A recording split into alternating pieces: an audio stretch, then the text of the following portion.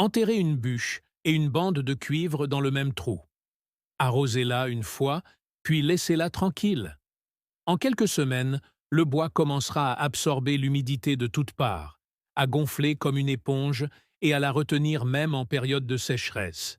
Les bactéries vont envahir le bois en décomposition et commencer à libérer des électrons, un véritable courant électrique, directement dans le sol environnant. Le cuivre va réagir avec les minéraux et l'humidité du sous-sol et commencer à générer sa propre tension stable. Des racines pousseront en direction de lui. Les nutriments emprisonnés dans le sol vont se libérer et devenir disponibles pour vos plantes. Et ce système continuera de fonctionner discrètement, de manière invisible, pendant des années. Pas de piles, pas d'engrais, pas de facture d'électricité, rien à brancher, rien à racheter. Les principes scientifiques sous-jacents sont documentés depuis 1841. Une ancienne civilisation amazonienne utilisait une version de cette technique pour créer des sols si fertiles qu'ils produisent encore de la nourriture 2000 ans plus tard, sans aucun apport chimique. Personne n'a été capable de reproduire intégralement ce qu'ils ont fait. Une tradition agricole allemande, vieille de plusieurs siècles, consistait à enterrer des troncs d'arbres bruts pour créer des lits de culture qui n'avaient plus besoin d'eau après la deuxième année. Un horloger écossais a prouvé que la terre sous vos pieds est une pile. Un agriculteur du Kentucky utilisait des bobines enterrées pour alimenter des lampes électriques à partir du sol lui-même. Il ne s'agit pas de 4 astuces différentes. Ce sont 4 morceaux d'un même secret. Un secret soigneusement enfoui par une industrie qui prospère lorsque les sols restent affamés et les jardiniers dépendants. Au cours des 40 prochaines minutes, vous allez voir exactement comment ces pièces s'assemblent. Que se passe-t-il lorsqu'on les empile dans un seul carré de jardin et pourquoi personne dans l'agriculture conventionnelle ne vous a jamais dit que c'était possible? L'histoire commence avec une bûche. Pas une belle bûche. Une branche morte. Un vieux poteau de clôture. Un morceau de bois de chauffage que vous n'avez jamais pris le temps de brûler. En Allemagne et en Europe de l'Est, les agriculteurs enterrent du bois sous leur plate-bande depuis des siècles. Ils l'appellent Hugelkultur, ce qui se traduit par culture des monticules. Cette technique a été popularisée par un agriculteur autrichien nommé Sef Holzer, qui a construit ses plates-bandes à des altitudes alpines, où la plupart des gens disaient que l'agriculture était impossible.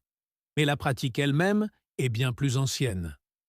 Depuis des générations, les agriculteurs d'Europe centrale et orientale pratiquaient cette méthode sans nom ni manuel, en se basant uniquement sur l'observation.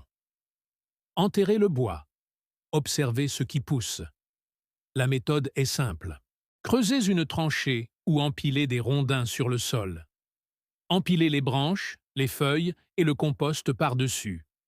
Recouvrez le tout de terre et plantez directement dedans. Les monticules peuvent avoir une hauteur allant de 60 cm à 1,80. Une remarque importante concernant le choix du bois. Utilisez du bois dur non traité, des arbres fruitiers, de l'érable, du chêne, du bouleau ou de l'aulne. N'utilisez jamais de bois traité sous pression, car il contient des composés d'arsenic et de cuivre qui empoisonneront votre sol. Évitez le bois peint ou teinté pour la même raison. Et évitez le noyer noir, qui libère une substance chimique appelée juglone, qui tue la plupart des plantes de jardin. Le cèdre et le séquoia se décomposent extrêmement lentement et peuvent ralentir le processus. Choisissez un bois qui a déjà commencé à s'assouplir et vous partirez du meilleur pied. La suite des événements devient intéressante. Le bois enfoui commence à se décomposer. En se décomposant, il absorbe l'eau comme une éponge. Une seule bûche enterrée peut contenir plusieurs fois son propre poids en humidité. Pendant les périodes de sécheresse, cette eau stockée retourne dans le sol environnant. Maintenant, les racines hydratées, sans une seule goutte d'eau provenant d'un tuyau d'arrosage. Plus la masse de bois est importante, plus elle stocke d'eau. Les jardiniers expérimentés qui construisent ces plates-bandes suffisamment hautes affirment qu'elles n'ont plus besoin d'être irriguées après la deuxième année. Réfléchissez à ce que cela signifie. Un parterre de jardin qui s'arrose tout seul grâce à l'eau de pluie stockée et libérée lentement par du bois en décomposition. Pas de tuyaux d'arrosage goutte à goutte, pas de minuterie, pas de facture d'eau, juste du bois, de la gravité et de la patience. Dans les climats sujets à la sécheresse comme celui de la Californie du Sud, les jardiniers ont adopté la technique à l'envers, en enterrant le bois au lieu de le buter, et les résultats sont les mêmes. Le bois retient l'eau. Les plantes boivent quand elles en ont besoin, mais l'humidité n'est que le début. Le processus de décomposition génère de la chaleur. Des milliards de micro-organismes œuvrant à l'intérieur du bois en décomposition produisent de l'énergie thermique, comme sous-produit de la digestion. La température à l'intérieur d'un lit de culture de cellules géantes en décomposition peut être supérieure de plusieurs degrés à celle du sol environnant.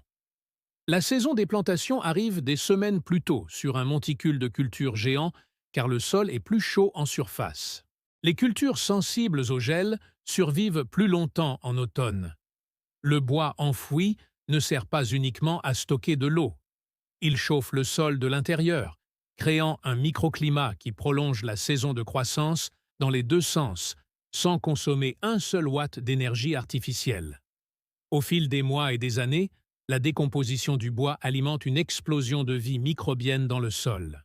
Les champignons colonisent d'abord les troncs, envoyant des filaments mycéliens blancs à travers le bois, comme un Internet souterrain. Les bactéries suivent. Les vers arrivent. Coléoptères, colamboles et acariens s'installent. Le bois en décomposition devient un habitat, une véritable ville pour les organismes qui décomposent la matière organique et la transforment en forme que les racines des plantes peuvent absorber directement.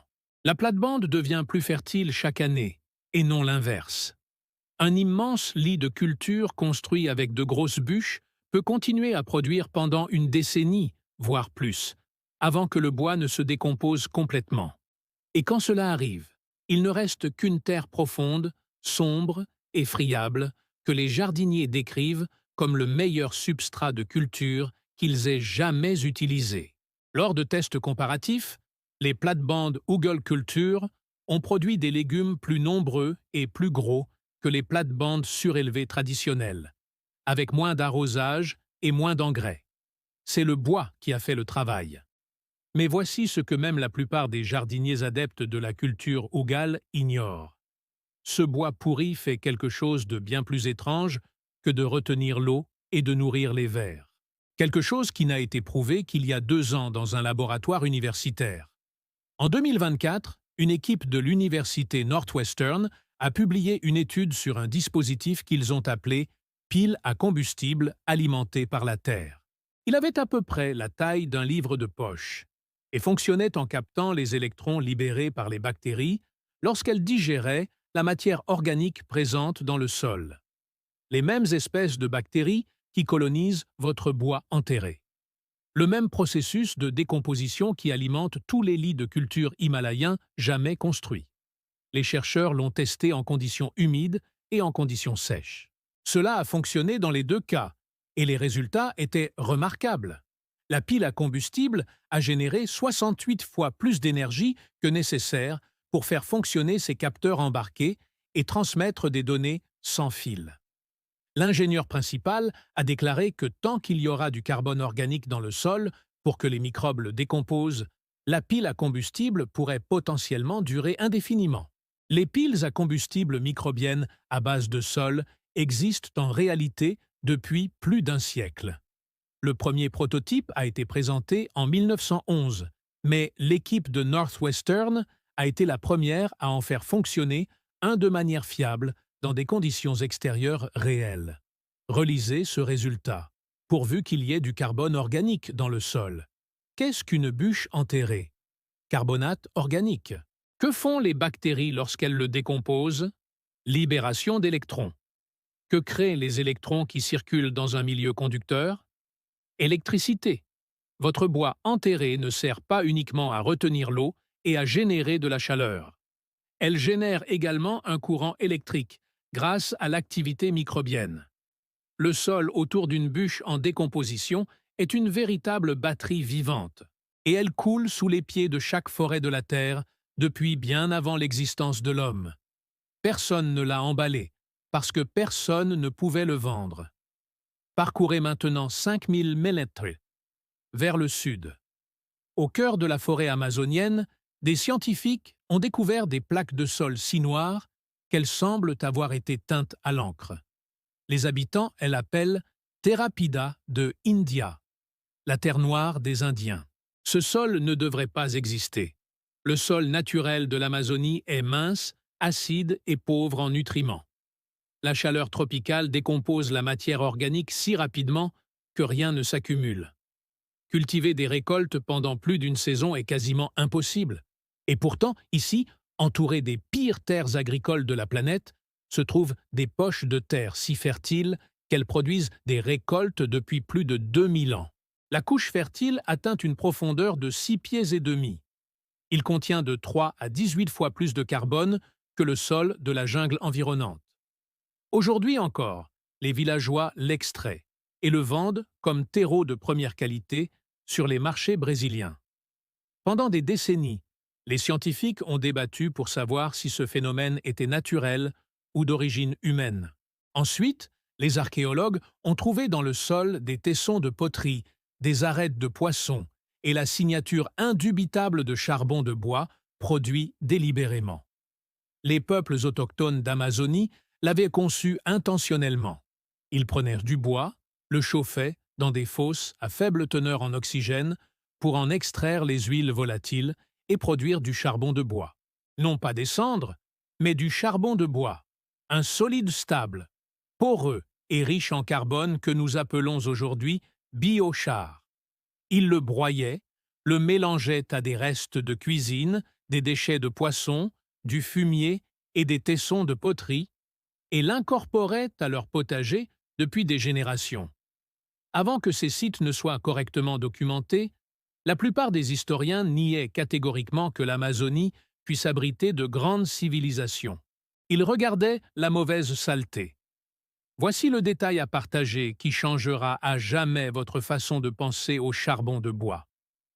1 gramme de biochar à base de bois contient jusqu'à 9000 pieds carrés de surface interne. Ce n'est pas une métaphore, c'est une mesure. Au microscope, le charbon de bois ressemble à un nid d'abeilles composé de minuscules tunnels, chambres et passages creusés dans du carbone pur. Si l'on pouvait déplier toutes les surfaces internes d'un seul gramme et les aplatir, elles couvriraient une surface au sol supérieure à celle d'un studio.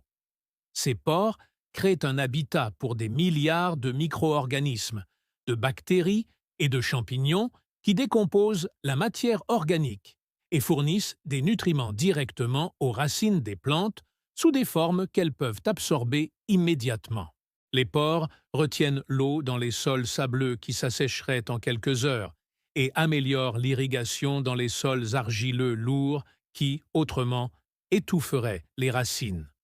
Le charbon actif neutralise l'acidité du sol, élevant le pH dans la plage optimale pour la plupart des cultures vivrières.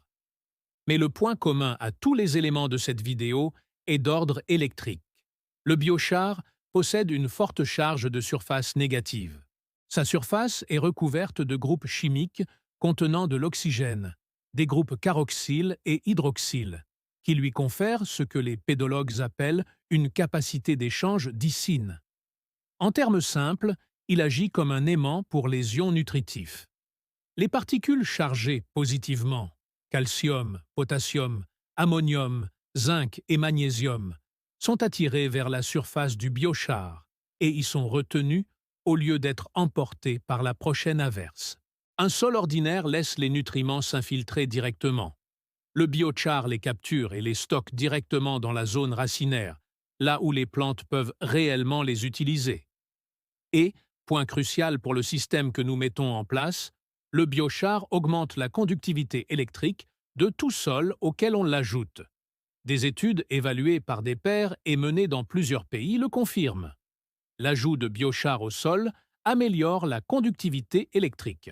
Vous ne faites pas que fertiliser le sol. vous le transformez en un meilleur support électrique. Cette propriété unique fait le lien entre le charbon de bois ancien et le cuivre victorien. Et c'est là que le troisième secret enfoui entre en scène.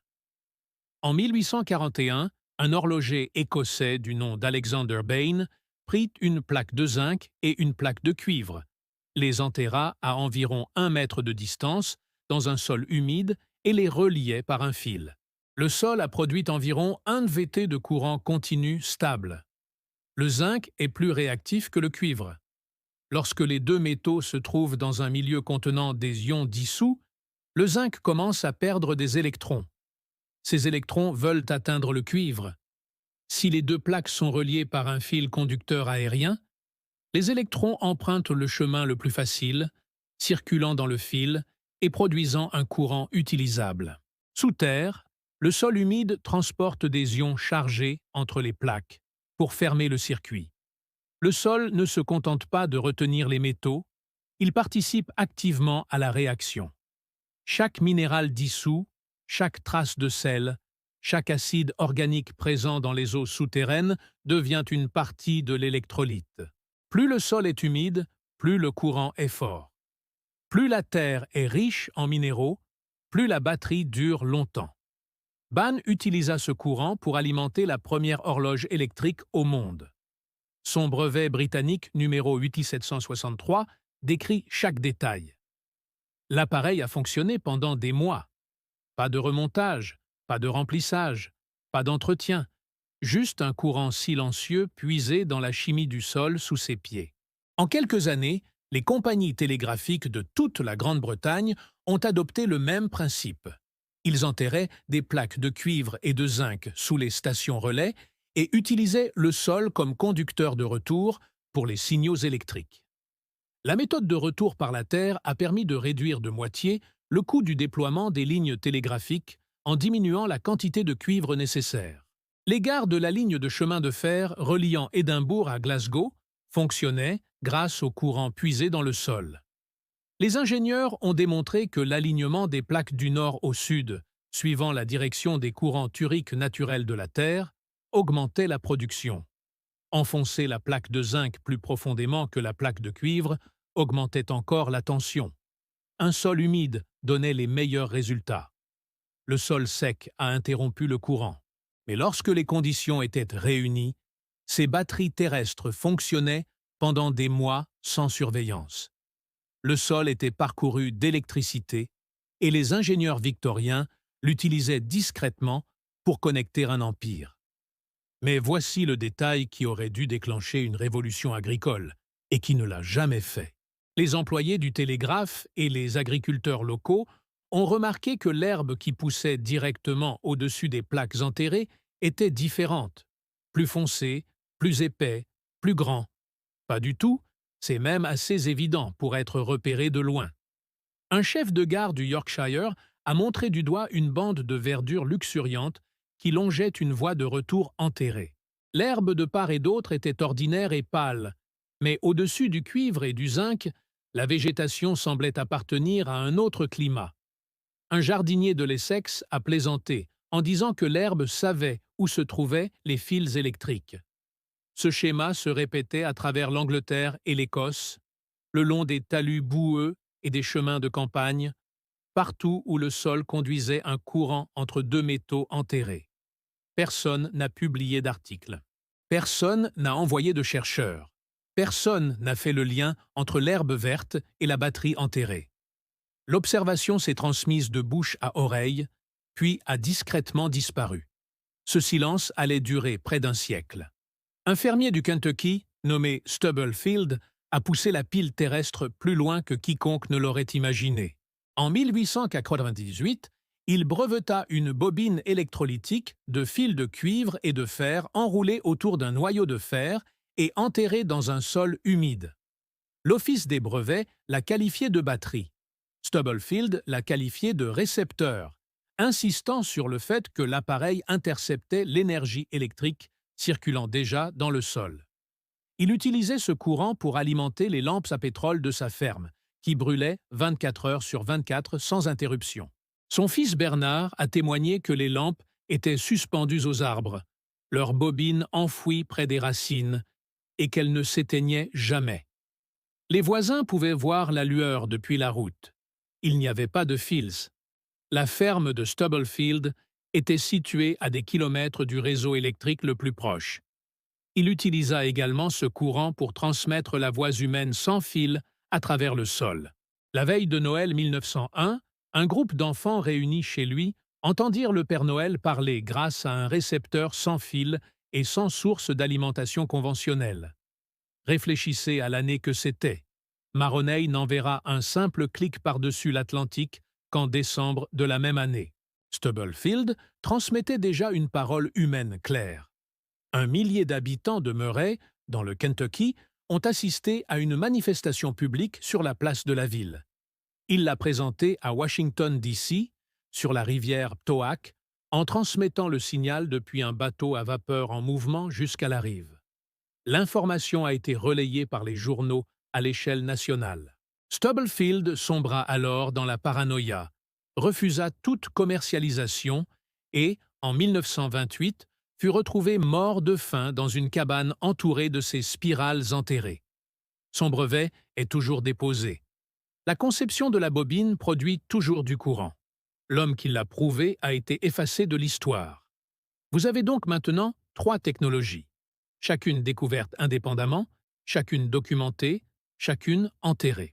Du bois qui retient l'eau, génère de la chaleur et alimente un courant électrique vivant grâce à la décomposition microbienne. Du charbon de bois qui modifie la chimie du sol, attire et retient les nutriments grâce à une charge électrique et persiste pendant des siècles sans se décomposer. Le cuivre et le zinc créent une tension galvanique stable, mobilisent les nutriments bloqués par électrolyse et attirent les racines vers le courant grâce à une réponse biologique documentée appelée électroropisme. 3 systèmes, 3 formes d'énergie, toutes enfouies, toutes libres. Et voici l'idée essentielle. Ils ne sont pas seulement compatibles, ils sont synergiques. Chacune d'elles améliore le fonctionnement des 2 autres. Le biochar augmente la conductivité électrique du sol, ce qui renforce la réaction galvanique. Le courant galvanique mobilise les nutriments que le biochar capte et retient. La décomposition du bois fournit du carbone organique aux microbes qui génèrent de l'électricité biologique et leur offre un habitat permanent. L'eau stockée par le bois maintient le sol humide, ce qui assure le fonctionnement de la pile galvanique et de la pile à combustible microbienne. Retirez n'importe quelle pièce et le système fonctionne. Combinez ces 3 éléments et vous obtenez quelque chose qui s'accumule avec le temps au lieu de s'épuiser. La chronologie raconte l'histoire. Fritz Haber et Karl Bosch ont percé le secret de la production industrielle d'ammoniac en 1909. Dès 1913, la première usine était en service en Allemagne. Ce qui nécessitait autrefois des années de rotation des cultures ou des tonnes de fumier peut désormais être livré dans un sac de cristaux blancs. En 1945, les agriculteurs américains ont dépensé 300 millions de dollars en engrais synthétiques. En 1975, ce chiffre avait dépassé les 3 milliards, soit une multiplication par 3 en une seule génération. Le modèle économique était à la fois élégant et brutal. L'engrais vient à manquer. Vous en achèterez davantage au printemps prochain. Chaque hectare, chaque saison, une nouvelle facture, une solution permanente enfouie sous terre, un coût ponctuel sans revenu récurrent, n'avaient pas leur place dans cette économie. Il ne s'agit pas de réfuter l'existence des piles terrestres et du biochar. C'est qu'ils étaient devenus économiquement obsolètes grâce à un système conçu autour de elles, achats répétés. Et les documents le prouvent. Le Comité britannique d'électrification, créé sous l'égide du ministère de l'Agriculture en 1918, a consacré près de 2 décennies à la collecte de données sur le terrain. Leurs rapports ont fait état de gains de rendement substantiels grâce aux méthodes électriques. Des physiciens, des biologistes, des ingénieurs électriciens et des lauréats du prix Nobel siégeaient au sein du comité. Leur référence était irréprochable. Puis, en 1936, année où les engrais industriels ont déferlé sur l'Europe. Chaque rapport a été estampillé non destiné à la publication et scellé dans les archives gouvernementales. Seuls 2 exemplaires ont survécu, selon les informations disponibles. Le comité a été dissous sans explication. Les citations académiques concernant la recherche sur les batteries terrestres et l'électroculture ont chuté de plus de 90% au cours des décennies suivantes. La période précise où les revenus liés aux engrais ont battu des records. Une courbe ascendante, l'autre descendante. Aucun mémo secret n'était nécessaire. Le marché a récompensé le jetable, pas le durable. Mais la Terre n'a pas oublié. Les sites de TerraPa, créés avant le contact avec les Européens, sont encore fertiles aujourd'hui sans aucun apport synthétique. Une étude de terrain menée sur 10 ans et publiée cette année a confirmé qu'une seule application de biochar continuait d'améliorer le pH du sol, sa teneur en carbone et la disponibilité des nutriments pendant une décennie entière après l'application. Les effets ne se sont pas estompés. Leurs effets se sont aggravés.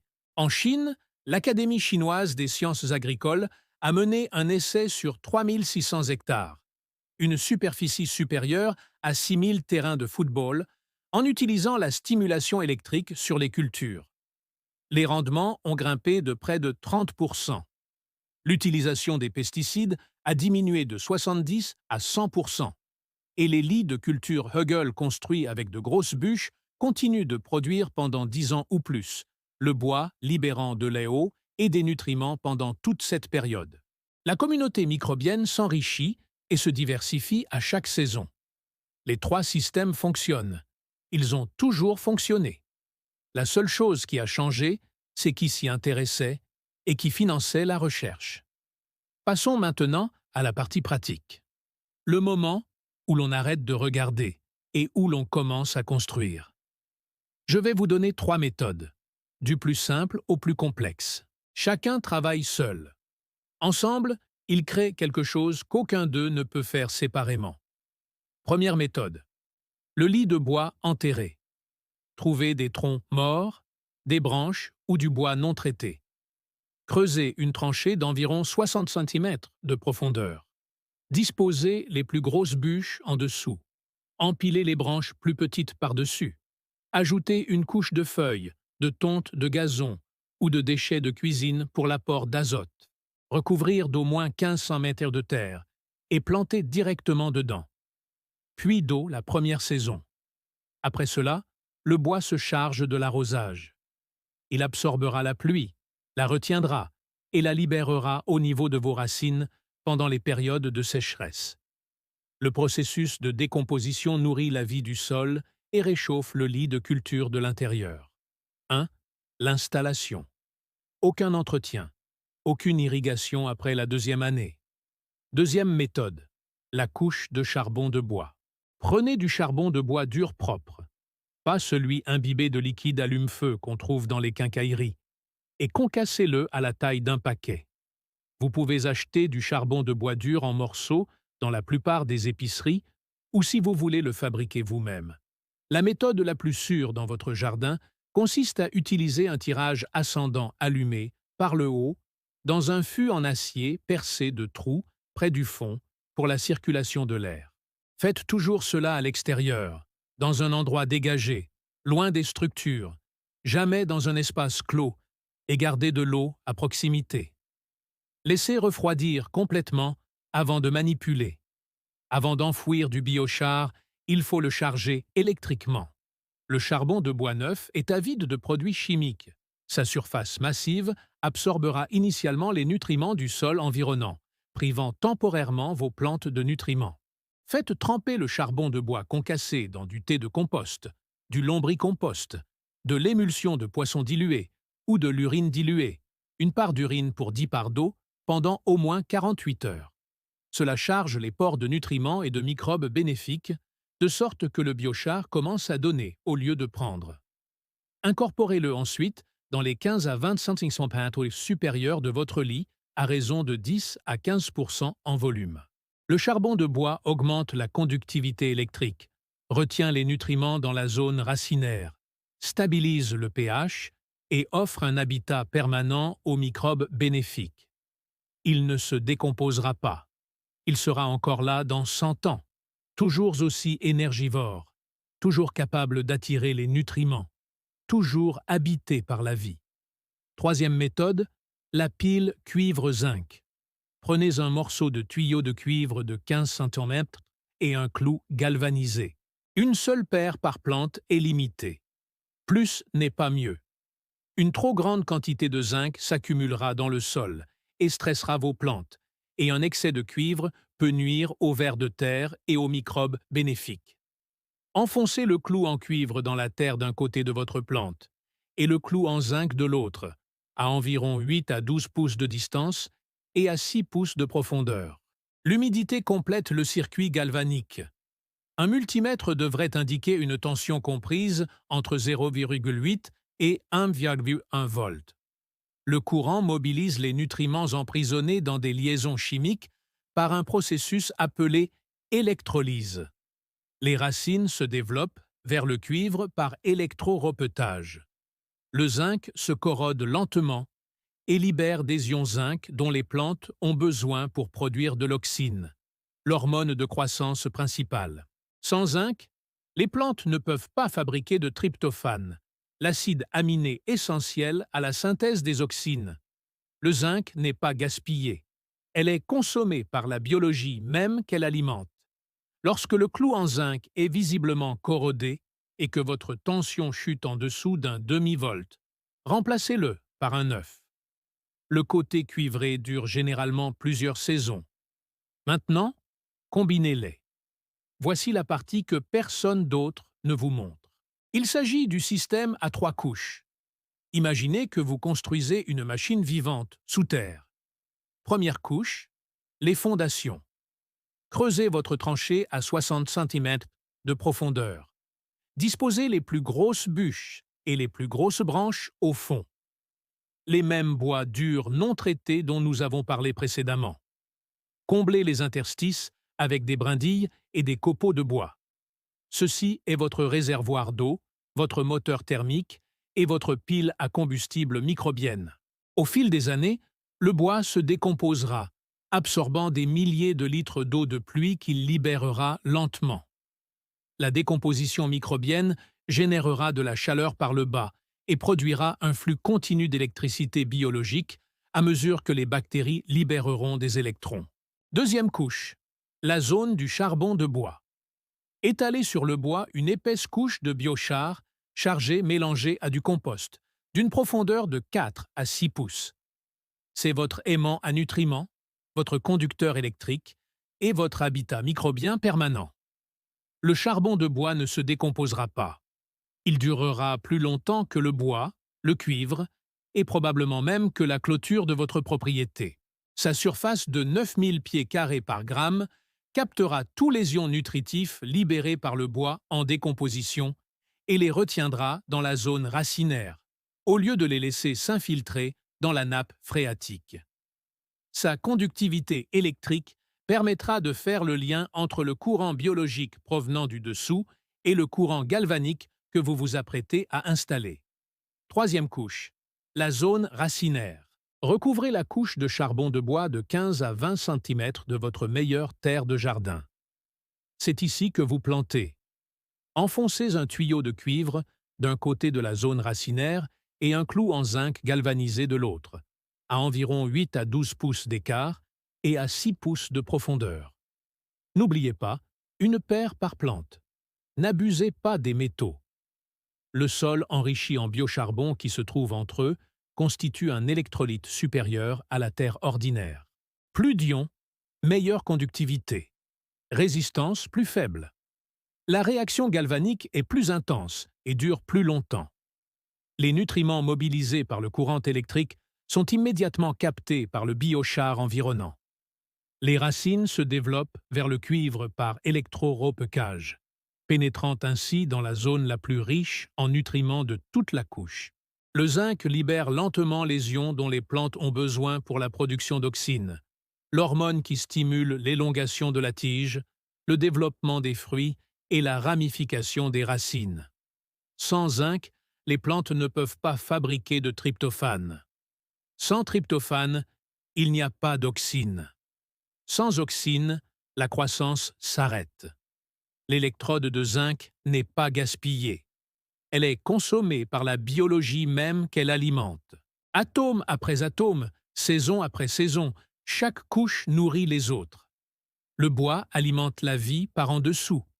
Le charbon actif maintient les réactions chimiques en place. Le cuivre et le zinc conduisent l'électricité galvanique à travers la zone racinaire.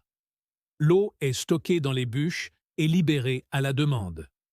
La chaleur rayonne vers le haut depuis la zone de décomposition. Les nutriments circulent en circuit fermé, mais rien ne sort. Tout s'accumule. Suivez vos résultats. Voilà ce qui distingue l'expérimentation des vœux pieux. Achetez un réfractomètre bon marché et mesurez l'indice de réfraction, en briques, sur les feuilles de vos plantes toutes les 2 semaines. Briques mesure les sucres dissous et les matières solides, un indicateur direct de la santé des plantes et de leur densité nutritionnelle. Un nombre de briques plus élevé signifie une plante plus saine, plus nutritive et également plus résistante aux parasites. Certains praticiens de l'électroculture signalent des augmentations de briques de 2 à 3 points en un seul mois. Effectuez les mesures de tension à l'aide d'un multimètre numérique en appuyant une sonde sur le cuivre et l'autre sur le zinc. Vous devriez obtenir une valeur comprise entre 0,8 et 1,1 volts. Si la tension chute en dessous de 0,5 volts, il faudra peut-être remplacer le zinc. Photographiez vos plantes à côté d'une règle chaque semaine.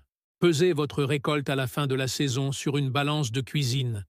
Et surtout, réalisez une rangée témoin sans bois, sans charbon de bois, sans métaux, avec le même sol, la même eau, le même ensoleillement et les mêmes semences.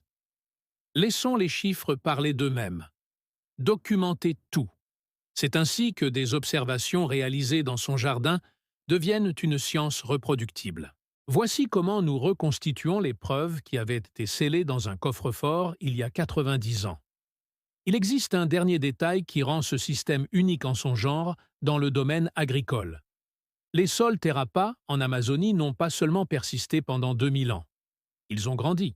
Les scientifiques confirment que le biochar crée un environnement tellement favorable aux micro-organismes que la communauté microbienne incorpore continuellement de la nouvelle matière organique dans la matrice du sol. Les feuilles fraîches tombent. Les microbes les colonisent, les décomposent et incorporent le carbone dans la structure du biochar existant. Le sol se régénère de lui-même. Elle devient plus fertile chaque année, sans intervention humaine. C'est tout le contraire des systèmes agricoles actuels, où chaque récolte épuise les sols et nécessite un nouvel achat. Et lorsque vous ajoutez du bois enterré sous le charbon de bois, vous alimentez le système par le bas. En même temps, la nature la nourrit par le haut. Le carbone entre par 2 directions. L'électricité est produite à la fois par la chimie galvanique et par le métabolisme microbien. Simultanément, l'eau est stockée, chauffée et libérée par le bois. Les nutriments sont attirés, retenus et libérés par le charbon actif. Cela devient un système en boucle fermée, un moteur vivant. Il y a aussi un contexte plus large à prendre en compte. En enterrant du charbon de bois, on emprisonne du carbone dans le sol pour des siècles. Les arbres qui se sont transformés en charbon de bois ont absorbé le dioxyde de carbone de l'atmosphère grâce à la photosynthèse. La pyrolyse le transforme en une forme si stable qu'il résiste à la décomposition pendant des milliers d'années.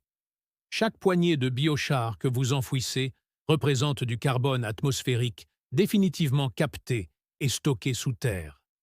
Les anciennes Amazoniennes ne se contentaient pas de nourrir leur famille. Ils géraient le plus ancien programme de captage du carbone au monde, et ça fonctionnait. La preuve est encore sous terre. Le système à 3 couches fait la même chose.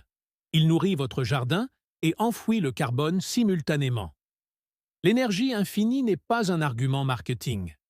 C'est la description de ce que fait le sol lorsqu'on lui fournit les bons éléments et qu'on le laisse ensuite agir. Le bois se décompose et produit de l'électricité et de la chaleur biologique pendant une décennie. Le charbon de bois conserve sa charge électrique et abrite des microbes pendant des siècles. Le cuivre et le zinc produisent un courant galvanique pendant des années. Et tout le système se régénère grâce à l'activité microbienne, en puisant du carbone organique neuf à la surface et en s'enrichissant et s'approfondissant à chaque saison. Aucune batterie ne dure éternellement, mais un système qui se reconstitue à partir d'éléments librement disponibles, pluie, feuilles mortes et composition chimique du sol, est ce qui se rapproche le plus de l'éternité dans la nature. L'industrie des engrais représente plus de 200 milliards de dollars par an. Le marché des pesticides ajoute 60 milliards de dollars. Les deux dépendent de votre retour chaque saison, portefeuille ouvert. Une bûche enterrée ne coûte rien. Il se trouve probablement dans votre jardin en ce moment même. Un sac de charbon de bois dur coûte 4 dollars. Une bûche enterrée ne coûte rien. Il se trouve probablement dans votre jardin en ce moment même. Un sac de charbon de bois dur coûte 4 dollars. Un tuyau en cuivre coûte 3 dollars. Un clou galvanisé coûte quelques centimes. Une installation qui s'alimente, s'arrose, se chauffe, produit sa propre électricité et se renforce chaque année depuis son enfouissement dans le sol. Ce n'est pas parce que cela ne fonctionne pas que cette méthode n'est pas enseignée dans tous les programmes d'agriculture du monde. Le problème, c'est que ce système fonctionne trop bien et de façon trop permanente pour un système économique fondé sur l'épuisement annuel et l'achat répété. Le charbon de bois que les anciens Amazoniens ont enfoui avant l'existence de l'Empire romain est encore dans le sol aujourd'hui et continue de produire de la nourriture sans engrais ni entretien. Les plates-bandes de culture de Hugal, aménagées il y a 10 ans, restent humides et fertiles sans irrigation. La pile terrestre de Bann produit toujours de la tension. La bobine de Stubblefield génère toujours du courant. La physique, la chimie et la biologie n'ont jamais changé. Les brevets sont déposés. La terre est encore dans le sol. La seule chose qui a changé, c'est qui contrôlait le débat sur la façon dont les aliments devraient être cultivés. L'expérience coûte moins de 10 dollars au total. La bûche enterrée est gratuite. Le charbon de bois ne coûte presque rien. Le cuivre et le zinc sont des chutes de quincaillerie. Ces connaissances scientifiques sont documentées depuis près de 2 siècles. Les preuves s'accumulent en Amazonie depuis 2 millénaires. La seule variable qui reste, c'est vous. Si cela a changé votre façon de penser à ce qu'une poignée de terre peut faire, envoyez-la à quelqu'un qui cultive des plantes. Le meilleur moyen de faire redécouvrir les sciences oubliées est de les planter dans tous les jardins de la rue. Si vous souhaitez lire d'autres histoires de ce genre, abonnez-vous. Il y a encore beaucoup de choses enfouies là-bas qui attendent d'être découvertes.